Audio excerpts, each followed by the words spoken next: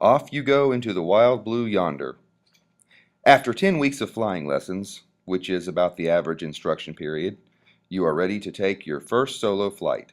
Today, your instructor will be on the ground instead of sitting beside you. When you arrive at the airfield, you see her standing outside the hangar, and she greets you with a friendly wave. As the two of you chat, you try to sound as nonchalant as possible, even though your heart is pounding. She must see how nervous you are because she remarks that she has complete confidence in you. That makes you feel better, and you begin to relax a little as the two of you saunter over to the plane. After climbing inside and taking a deep breath, you methodically complete the checklist of the plane's controls. Then you wait for a signal from the control tower to proceed. As soon as it comes, your feelings of anxiety leave you. You start the engine and release the brake.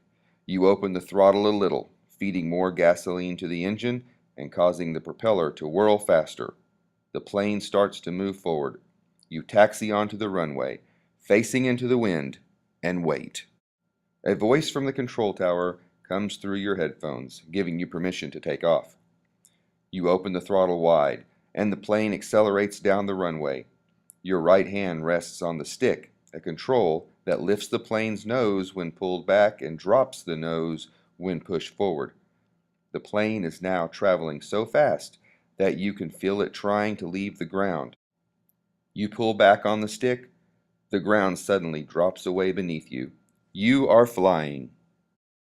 You have been told to go no faster than 85 miles an hour, although the plane has a maximum speed of twice that. You reach an altitude of 500 feet and ease back on the throttle, watching your airspeed carefully. If it drops below 55 miles an hour, the plane will stall. To increase speed, you push the stick forward, dropping the nose slightly.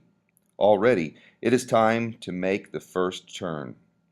You push the stick gently to the left, and the wing on that side drops, causing the plane to make a turn, or bank, as you have learned to call it. There are so many things to think about that you hardly notice the view. After making 3 more left banks, you are on your final approach. The control tower clears you for landing. You reduce the amount that the throttle is open and can feel the plane dropping.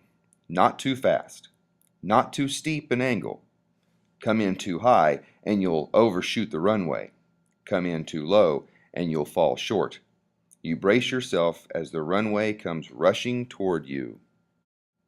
When the plane is just inches off the ground, you close the throttle and pull back on the stick to raise the nose. Without power from the engine, the wings no longer support the plane, and it drops. You don't want to be too high when this happens, or the plane will bounce as it makes contact with the ground. But you make a perfect landing. An exultant feeling sweeps over you as you roll down the runway and come to a stop. Flying is fun.